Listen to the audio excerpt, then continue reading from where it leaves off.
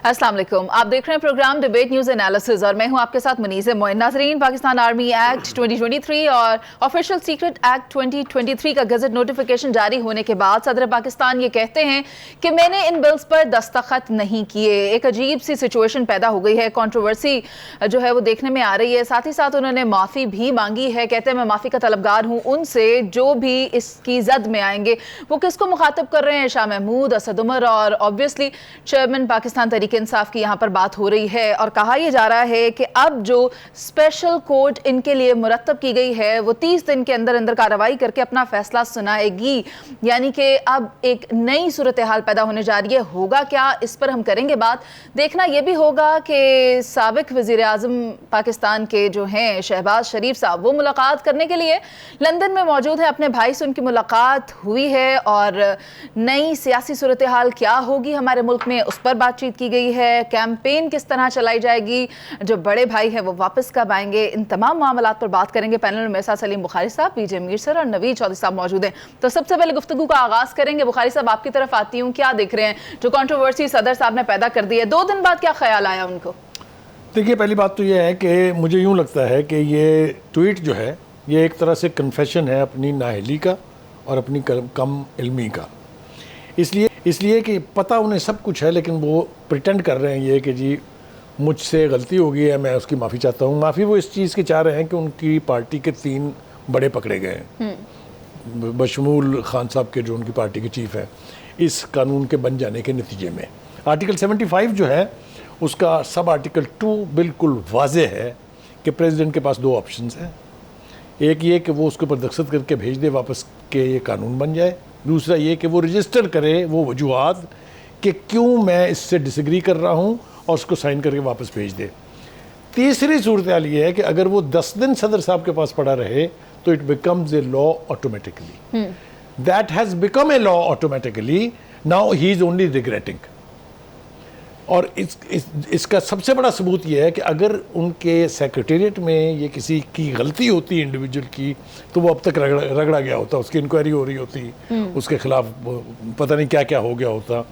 उन्होंने सेक्रेटरी को वापस किया बगैर ये वजह बताया कि क्यों भेज रहा हूँ मैं वापस। उन्होंने कहा इसको तब्दील कर दे, वो तब्दील कर दिया। मेरे ख्याल से he is repenting for having not sent the bill back. लेकिन मैंने जैसा आपसे कहा, आइन की पोजीशन इसके बारे में बिल्कुल वाज़े है। वो लोग जो ये तवक्को कर रहे हैं कि शायद हम इसको सुप्रीम कोर्ट में ले जाएंगे या हम इस पर एहतजाज करेंगे तो ये बिल वापस हो जाएगा, gone is that opportunity and that situation. This is a law. ये अब सिर्फ अंडू हो सकता है पार्लियामेंट के ज़रिए, जहाँ इसके अंदर फर्दर अमेंडमेंट आए। सही। ये सूरत हाल अगर आपको समझ में आ जाए तो फिर आपको उनकी ट्वीट भी समझ में आ जाती है। उनका जो ये कहा जा रहा है कि वो सुप्रीम कोर्ट में लेके जाएंगे, इसकी एक रवायत ये है कि बोंगियाँ मारते हैं, चाहे वो सदर मुमलिकत हों, चाहे वो वज़ीर आला हों, चाहे वो स्पीकर हों, चाहे वो डिप्टी स्पीकर हों, चाहे वज़ीर ख़ज़ाना हो। अगर आप मुझे दें इजाज़त, टाइम दें, तो मैं इन सब की बोंगियाँ आपको रिकॉल करके बता देता हूँ। किसी को आप गवर्नर बनाए तो वो गवर्नर हाउस खाली करने के लिए तैयार नहीं है जी। किसी को आप असम्बलियाँ तोड़ने के लिए कहें तो वो 2 मिनट सोचने के लिए तैयार नहीं है। सदर साहब को दस्तखत करने में 2 मिनट की ताख़ीर नहीं लगती है और हर बात पे बाद में पछताए हैं वो। वज़ीर ख़ज़ाना साहब इनके जो हैं वो 2 सूबाई वज़ीर ख़ज़ाना से कहते हैं IMF को ख़त लिख दें कि इनको लोन ना दें। ये करते क्या रहे हैं? जिस बंदे को इन्होंने जिस अहम ओहदे पर बिठाया है उसने गंद ही किया। मैं आपको चैलेंज करता हूँ कि ऐसी गलतियाँ, वज़ीर आज़म को देखें, साइफ़र एग्जैक्टली आप अंदाज़ा करें साइफ़र से कभी इस तरह खेला जाता है? कभी आपने सुना किसी दूसरे मुल्क में इस तरह से हुआ है? तो ये वो रवायत है जिसके तहत ये प्रेसिडेंट साहब अपनी ज़िम्मेदारी से बचना चाह रहे हैं, लेकिन ये गलती उनसे हुई है। इसकी सज़ा और इसकी जज़ा जो है वो उनको भुगतनी। बुखारी साहब, अब तो उल्टी गिनती शुरू हो गई है ना, 30 दिन के अंदर अंदर इसके ऊपर फैसला सामने आ जाएगा। बुखारी साहब, आपकी तो राय आ गई, मैं चाहती हूँ नवीद चौधरी साहब आप बताएं कि जो सदर पाकिस्तान की तरफ से ये जो इकदाम उठाया गया या जो रवैया आप उनका देख सकते हैं, कहने को नॉन सीरियस है या जो भी है, आपको क्या लगता है इसके असरात क्या मुरतब होंगे? देखिए, इसमें उन्होंने एक आर्जी नौयत का बहरान पैदा करने की कोशिश की है जो यकीनन नाकाम होगी। लेकिन PTI के हवाले से जब हम इसका माजी देखते हैं तो ये बात तय है कि इन्हें मुल्क की साख का रत्ती बराबर एहसास नहीं होता। एक पूरी दुनिया में तमाशा बना दिया। बात बड़ी सिंपल है। वो जो ट्वीट कर रहे हैं उस ट्वीट में उन्होंने खुद मान लिया कि कानून तो बन गया है, अब जो इससे मुतासर होंगे मैं उनसे माफ़ी मांगता हूँ। ज़रा आप अंदाज़ा लगा लें। आरिफ अलवी साहब जब से ऐवान सदर में बैठे हैं वो नोटंकी कर रहे हैं वहाँ, और कर क्या रहे हैं। और जिस तरह से उन्होंने तो प्राइम मिनिस्टर से हलफ लेने से इनकार कर दिया था, तो जिस तरह से उन्होंने असेंबली तोड़ी तहरीक अदम एतमाद के मौके पर, देखा ना क्या कौन सा काम है गलत नहीं किया। उससे पहले उन पर केसेस हैं, चलें उसके बाद में करेंगे। अब बात यह है कि ज़राए तो ये बताते हैं कि आरिफ अलवी साहब की मुक्तदा लड़कों के साथ फिटिंग हो चुकी है और ये सारी चीज़ें तयशुदा थी।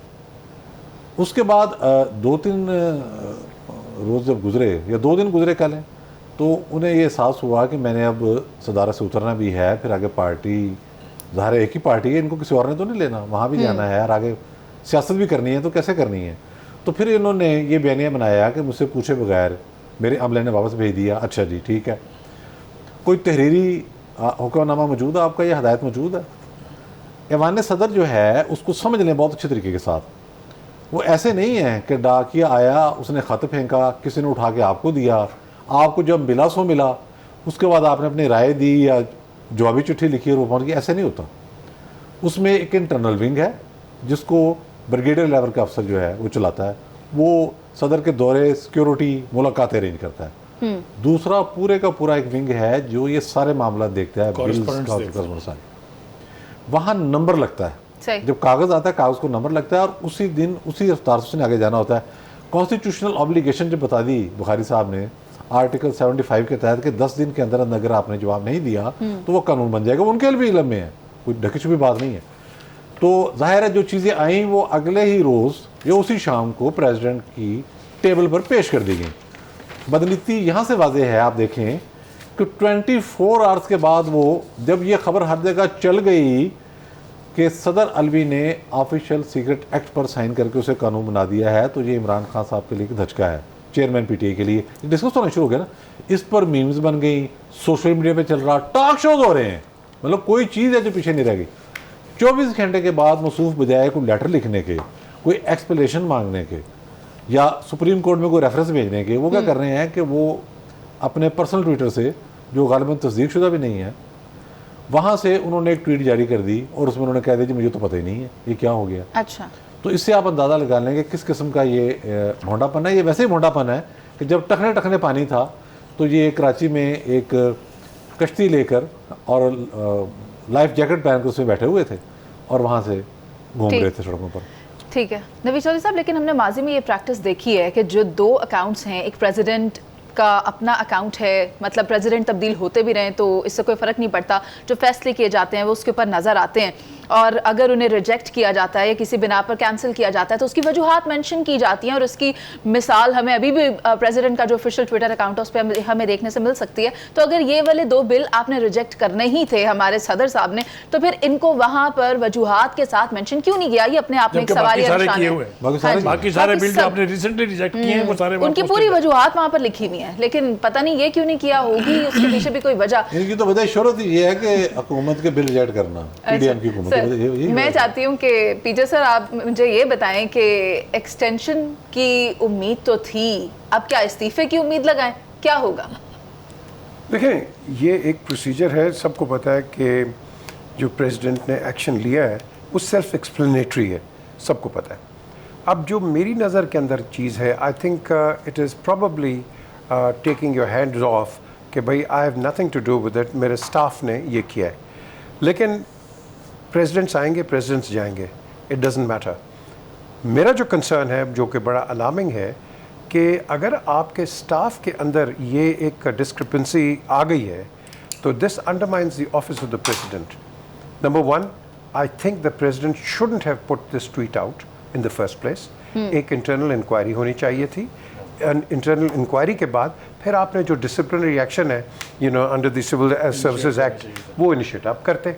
अब आपने उसको पहले ही पब्लिसाइज कर दिया और एक अननेसेसरी डिबेट हमने सारे, जिस तरह नवीद चौधरी साहब कह रहे हैं, एक अननेसेसरी डिबेट है पूरे मीडिया के अंदर, और जिसके अंदर हम अगर माने ना माने हम अपने आप को डमीन कर रहे हैं as a state, because the office of the president, मैंने कहा है ना, बड़ा एक it is a sanctified office, और इसको हमें it's the highest office, supreme commanders office, तो वो हमें नहीं करना चाहिए। बट मैं समझता हूँ कि ये जो मैसेज उनकी तरफ से गया है कि साइन मैंने नहीं किए, अब तो इसके अंदर बात आती है, उन्होंने सेक्रेटरी को वकार अहमद को तो एस्टैब्लिशमेंट डिवीज़न को भेज दिया है, बट आई थिंक उससे पहले एक इंटरनल इंक्वायरी, राना सनाउल्लाह ने बड़ी अच्छी बात की है कि एक इंटरनल इंक्वायरी करें, आपके मिलिट्री सेक्रेटरी हैं, प्रिंसिपल सेक्रेटरी हैं, दूसरे सेक्रेटरी हैं, इनको बिठाएं और let us know. I think that's a very sensible approach. आप इंक्वायरी करें, हमें बता दें, and that's the end of it. लेकिन for coming out of the president in this Twitter, I think that is not necessary. That was not uncalled for. It was uncalled for.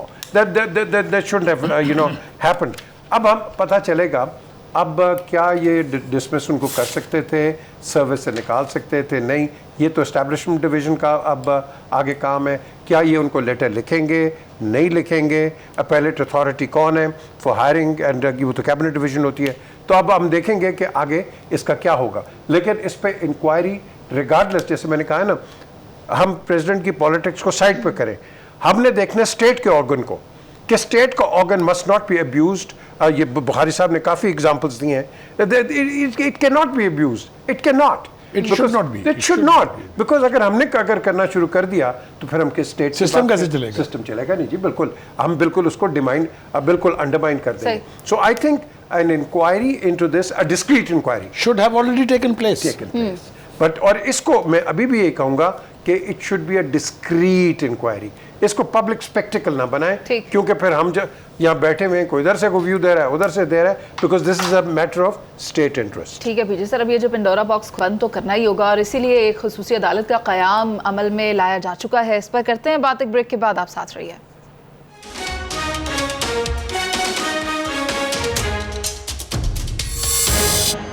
Welcome back. Official secret act के तहत कायम पहली खुसूसी अदालत में पहला मुकदमा दर्ज हो चुका है और अदालत ने शाह महमूद कुरैशी का 4 रोज़ा जिस्मानी रिमांड मंजूर कर लिया है। अहम पेशरफ्त है, क्या देख रहे हैं नवीद चौधरी साहब? बिल्कुल अहम पेशरफ्त है। देखिए, साइफर वाला मामला किसी तौर भी कोई अमूमी नोयत की चीज़ नहीं थी और शाह महमूद कुरैशी साहब का जो रोल था वो बहुत वाज़ेह था इस सारे मामले में। जलसों में खड़े होकर उन्होंने कहा कि मैंने साइफर कप्तान के हवाले कर दी है, अब उनका फ़ैसला है कि इनको कैसे लेके आगे जाना है। फिर आपने वो मशहूर ज़माना रिकॉर्डिंग सुनी जिसमें कहा गया कि इसकी ड्राफ्टिंग होगी और मैं इसको थ्रेट बना दूंगा, थ्रेट लेटर, ये भी हुआ ना, फलां फलां को बुला लो। तो इस सारे मामले में वो मुलव्वस थे। शाह महमूद कुरैशी साहब के बारे में राजा रियाज साहब ने चंद रोज़ पहले बताया था एक इंटरव्यू में कि वो दोनों तरफ खेल रहे हैं।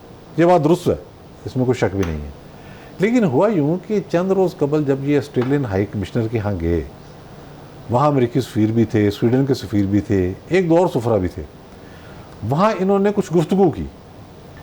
वो गुफ्तगू बिल्कुल गैर मोहतात थी। उसमें इन्होंने हमारे सिक्योरिटी इदारों के बाज़ जो ज़िम्मेदारान हैं उनका नाम लेकर कुछ इल्ज़ामात लगाए। यानी कि एक तरफ उस साइफर की माफ़ी मांगने गए हुए हैं कि हम तो ताल्लुक़ ख़राब चाहते ही नहीं, मामला ऐसे हो गया, ऐसे हो गया, ऐसे हो गया, रात गई बात गई। और दूसरी जानब जो है वो अपनी अहमियत जताने के लिए कि हमें ये मसाइल यहाँ पर दरपेश हैं। तो फिर जब मुतल्लिका सफ़ीरों ने अपने ममालिक में वो रिपोर्ट्स भेजी, ज़ाहिर है रिपोर्ट्स जाती हैं, फिर उसका रिफ्लेक्सेस आता है, कुछ अंदाज़ा होता है, तो उन्हें पता लगा ये गुफ्तगू हुई है। फिर मान भी गए। जब उन्हें पता लगा कि ये हुआ तो उनको मानना पड़ा। ये जो उन्होंने प्रेस कॉन्फ्रेंस की है ना, जिससे पहले आप समझ रहे थे कि मुलाकात की तस्दीक की, इन्होंने फिर प्रेस कॉन्फ्रेंस में उन्होंने आके बताया कि मुलाकात हुई थी लेकिन ये हुआ, हमने चेयरमैन पीटीआई की रहेगी बात नहीं की, हमने फ़लाँ बात नहीं की, हमने फ़लाँ बात नहीं की। असल में इनको पता चल गया था कि मैंने वहाँ जो कुछ कहा है उसकी इतला स्टेट ऑफ पाकिस्तान को मिल गई है, मैं गिरफ्तार होने वाला हूँ। सही। तो गिरफ्तार होने से पहले वहाँ जाके ये बैठे और इन्होंने अपने आप को एक शो करने की कोशिश की कि शायद इस तरह से मेरा छुटकारा हो जाए। छुटकारा नहीं होना था। वहाँ से ये निकले, इन्हें गिरफ्तार कर लिया गया। अब साइफर जो है ये ऑफिशियल सीक्रेट एक्ट की संगीन खिलाफवर्जी है, छोटी मोटी नहीं, संगीन खिलाफवर्जी, उसका मुकदमा शुरू हो गया है। अब इसी केस में चेयरमैन पीटीआई की गिरफ्तारी भी हो चुकी है। अदालत कॉन्स्टिट्यूट हो गई है, उसको इख्तियार दे दिए गए हैं और वहाँ पर सारा मामला सामने आ जाएगा। और सबसे अहम बात यह है कि इन कैमरा प्रोसीडिंग होगी, कोई चीज़ बाहर नहीं आएगी, किसी को ये ओपन समात नहीं होगी, होनी भी नहीं चाहिए। इससे आप अंदाज़ा लगा लें कि ये जो डिप्लोमेटिक साइफर होते हैं, फिर मैं आपको दोहरा रहा हूँ, ये साइफर क्या था, ये असद मजीद साहब जो सफ़ीर थे उस वक्त अमेरिका में, उन्होंने अपनी ऑब्जर्वेशन लिखी थी, यानी कि उस पर भी इतनी एहतियात है एक लेटर वहाँ डोनाल्ड ट्रम्प खुद लिख दे, एक लेटर वहाँ का उस वक्त का वजीर खारजा खुद लिख देता अमेरिका का, उसकी तो एक और अहमियत है ना अगर वो क्लासिफाइड है। ये जो ऑब्जर्वेशन है जो उस वक्त के सफीर ने लिख के भेजी कि मैंने ये सुना और ये समझा, फिर जिसको इन्होंने चेंज करके थर्ड लेटर बनाया, तो ये अब मामला इन कैमरा प्रोसीडिंग होगी और केस बड़ा क्लियर है। नवीद जोहर साहब, सिचुएशन इसके कितने बरक्स होती है अगर हमारे यही साबिक हाई ऑफिशियल्स इसको इतना ही सीरियसली टेकअप करते, लेकिन अफसोस ऐसा नहीं हुआ। पीटर सर, आप क्या देख रहे हैं? चेयरमैन पाकिस्तान तहरीक इंसाफ के लिए मुश्किलात बढ़ती जा रही हैं? देखिए, जब हम साइफर की बात करते हैं ना, ये क्रिप्टिक लैंग्वेज के अंदर एक कोड के अंदर ये आपको भेजा जाता है। अब ये कोड किस तरह डिकोड हो गया है, that remains to be seen. कि या जिस तरह ये बुखारी अपना चौधरी साहब कह रहे हैं कि या तो एक ऑब्जर्वेशन थी उनकी, देयर आर टू वेज। देखिए ना, पहले आप साइफर को डिटर्मिन करें कि what is a cipher. Cipher जो होता है यूजुअली इंटेलिजेंस के होते हैं जो कि कोडेड वर्ड में अपने मुल्कों को भेजे जाते हैं। अगर तो वो उस तरह है तो हम सबसे पहला सवाल है ये डिकोड किसने किया, कैसे हुआ। या हमारे जो उधर सफ़ीर हैं उन्होंने एक अपनी ऑब्जर्वेशन जो बातें करते हैं एक दूसरे के कि probably he thought this and probably he thought that, तो उसके ऊपर फिर हमने देखा कि former prime minister Imran Khan ने डोनाल्ड लू पे काफ़ी चढ़ाव किया। अब क्वेश्चन उठता है कि अब इसके तह में कौन जाएगा। ये बात बिल्कुल सही की है चौधरी साहब ने। अब आपने जो आगे काम लेना है ये आपने इन कैमरा लेना है, क्योंकि हमने काफ़ी अपना मजाक उड़वा लिया है एज अ स्टेट। ये बहुत बड़ा मजाक उड़ गया है कि क्या हमारे स्टेट सीक्रेट्स भी बाहर आ रही हैं और हमारी लूज टॉक भी इस तरह हो रही है कि you know there is no state. So I think इसके अंदर जो चीज़ होती है ये एक तो गलती की है जब हमारे पुराने वो थे ISI के हेड जनरल पाशा, जब इन्होंने इन कैमरा ब्रीफिंग दी जो उन्होंने असेंबली में दी थी वो सारी बाहर आ गई। आपको देने की ज़रूरत ही नहीं थी वहाँ इन कैमरा ब्रीफिंग, या प्राइम मिनिस्टर को दें या आप आर्मी चीफ को दें। तो द क्वेश्चन इज़ क्या, क्योंकि यहाँ किसी के पेट में कोई चीज़ रहती नहीं है। हम मास्टर्स हैं गॉसिप के, 2+5 करेंगे, 4 नहीं करेंगे। सो इस लिहाज से अच्छी बात है अगर ये इन कैमरा होती है, because it is a matter of not a political party, it is a matter of national interest. तो नेशनल इंटरेस्ट के अंदर I think we have to look into that. अब बात आती है कि इसकी ऑथेंटिसिटी, अब मुझे समझ नहीं आ रही कि all of a sudden American एक एजेंसी है, एक इन्वेस्टिगेटिव एजेंसी, वो आपको भेज देती है कि वाकई जी साइफर था। और भाई साइफर तो सबको पता था, हमारे पास 2 दफ़े डिस्कस हुआ है नेशनल सिक्योरिटी काउंसिल के अंदर। तो क्या अब हम इसका अचार ही बनाते रहें, क्या करते रहें हम? तो I think we have to move on with this, because enough is enough. हम अपने आप को डिग्रेड करते हैं ऐसी बातों की एक लेंथी एब्सोल्युटली मीनिंगलेस डिबेट के ऊपर, क्योंकि मीनिंग तो आपने अपना बेड़ागर करवा लिया है। अब आगे जाके क्या करें, वो पता नहीं क्या उसका लफ्ज़ है कि जी वो क्या अच्छा पानी से चार निकालना, क्या करना वो यू नो वो मछलियाँ कहाँ से पकड़ते हैं वो आपको भी बताइए।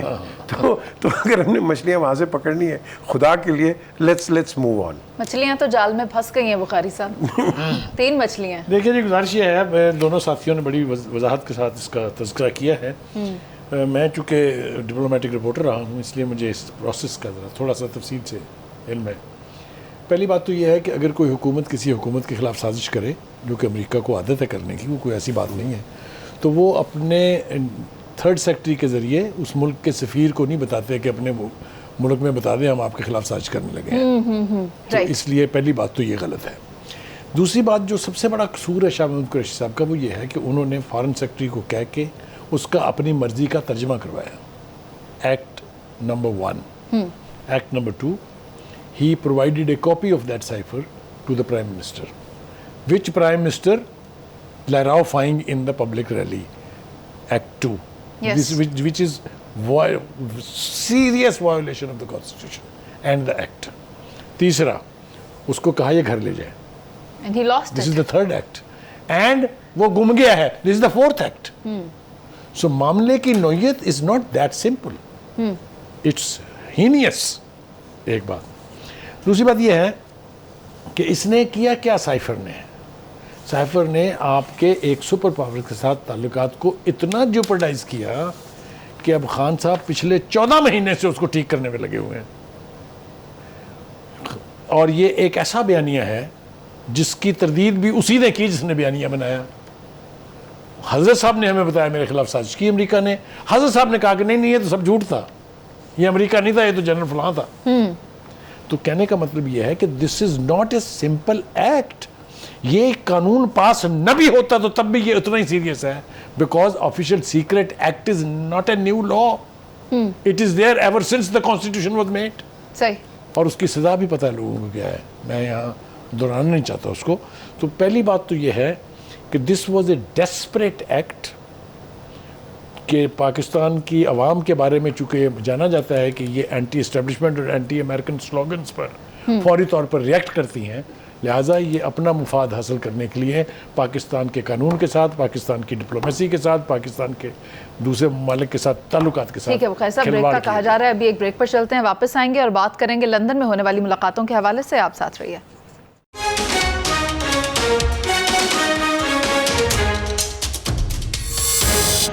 Welcome back. नवाज शरीफ से मुलाकात के लिए शहबाज शरीफ लंदन पहुंच गए हैं और इससे पहले हम देख रहे थे कि आनियाँ जानियाँ लगी हुई हैं, लेकिन होने क्या जा रहा है वो हम पीजे सर आपसे पूछ लेते हैं। क्या लग रहा है आपको, अब नतीजा खेज मुलाकात होगी, वापसी की कोई उम्मीद है?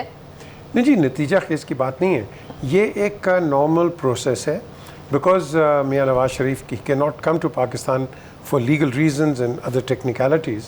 तो ये पहले भी हमने देखा है, जब मैं लंदन में था तो बेनज़ीर भुट्टो को मिलने आया करते थे, नवाज शरीफ को लोग मिलने आया करते थे, तो एक रेगुलर आप कह लो कि एक मीटिंग प्रोसेस चलता रहता था। तो अभी भी चल रहा है, बिकॉज ही स्टिल देयर। अब वहाँ ये है कि जो इनकी लीडरशिप है वो गई है वहाँ, बिकॉज इस वक्त एक इनको रिस्पाइट मिला है, एक पीरियड मिला है, ब्रीदिंग स्पेस के पॉलिटिकल सरगर्मियों से हट के till the elections are not announce अपनी स्ट्रैटेजी बना के वो करेंगे।